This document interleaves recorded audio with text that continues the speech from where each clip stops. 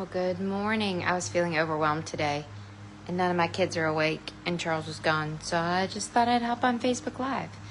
Y'all, these are our tomatoes from literally the last 3 days. We have an abundance of cherry tomatoes. I actually asked Charles to bring this tub to work, and he forgot, so I guess we're going to bring that up there today. Then we've got our collection of bug spray and things of sorts, and then some flowers that I think I'm going to grow. And then we've got this art project that Taylor and I and a friend started yesterday, and it didn't work. So if you see anybody posting videos for the Elmer's Glue clear glue sun catchers, don't do it, because this is what will happen. It will seep out and it will not harden, and that will be what that will be. So once again, abundance of cherry tomatoes. I just have spent the last 30 minutes to an hour outside. Oh no, they're mowing. Okay, sorry. Good morning. I just spent the last 45 minutes to an hour outside tending to the garden. I got a lot of stuff out, and then I am starting to figure out what I need to do new. But these tomatoes are insane, y'all. Like, this is my tomato trellis. This is what I had the cucumbers on. And every single one of these plants is tomatoes. These are all cherry tomatoes. And it is so thick, like just an abundance of tomato plants. This one does have like 2 rows, so one on each side of the panel planted. And look, it's almost all the way covering the trellis. And then this side has an abundance. So I used more twine, and I was using it to string it close to the arbor so it doesn't flop and fall over. But y'all, have you ever in your life seen anything this wild and crazy? You probably have, because if you garden, then you know stuff about gardening. But this is really my first attempt at gardening. I guess we could say last year I just did like blueberries and stuff. But this is insane. Like, we have so many. So if you want to come see the most amazing cherry tomato growth in New Bern, North Carolina, you just send me a message and come on over. Let's also give you a little recap over here. Here are the beets. I already harvested some beets and we ate them, and they were absolutely delicious. Guys, these are supposed to be onions. I don't even know if they're onions or if there's some random vines growing. I'm praying they're onions, I think. Those were some that we just got from the pantry, and then I cut them up and then I rooted them. And this was my pepper plant that I thought was dead. And look, we got some flowers, and oh, look at that, a baby pepper. So we're going to see what happens to that, friend. And then the watermelons. The watermelons are taking over. And I don't know if you looked a couple weeks ago, days ago, I talked about my watermelon vine that I accidentally pruned and I killed a watermelon.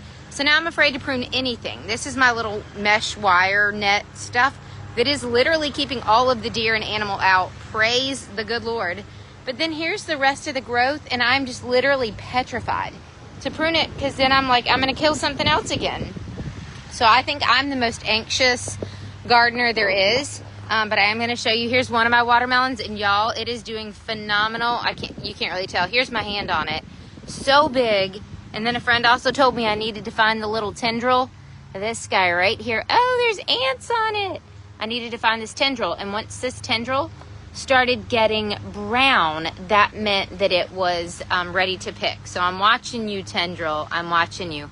Now I need to figure out where these ants are coming from. There's probably something delicious seeping out of it that they want.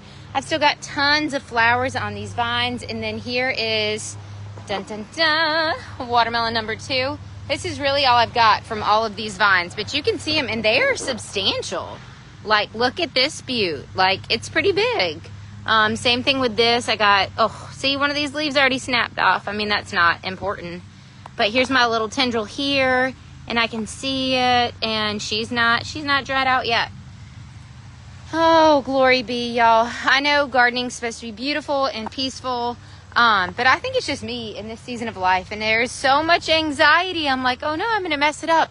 Oh, am I watering it enough? Have I given it enough fertilizer? Have I done this? Have I done that? So hopefully this will help me diffuse, and I'm just going to go, and I'm going to read my Bible, and I'm going to drink some coffee, and I'm going to listen to some music, because I have just been in this season of like underwhelm with purpose and overwhelm with tasks that I have no knowledge on right now. All of this stuff with the property and all the things that we're doing there, I feel so inadequate. I feel like I am not doing my part. I'm not pulling my load. I'm not helping as much as I should. I don't have the dream. I don't have the vision. I don't get it. So if this relates to anybody, if you're in a similar season of life where you're just like, okay, Lord, I'm just flipping pages on a calendar. I don't really know what I'm doing. I'm not exactly sure. And my life feels like a mess because I feel like I'm going in 10 different directions and none of them are really resulting in much of anything. I just honestly feel like this little garden is an example of what's going on in my heart and mind right now. Like, it's growing. I can see the fruit, but it's just a confusing mess of life right now. So don't be confused. I'm grateful. I'm beyond grateful for all the many lessons I'm learning through this precious garden and through the season of life that we're in right now. But it's odd. So I hope you guys have a great day, a wonderful Tuesday, and here's a little garden update. So enjoy, and if you want some tomatoes, just send me a message and you can come get some little cherry tomatoes. They're delicious. Have a great day.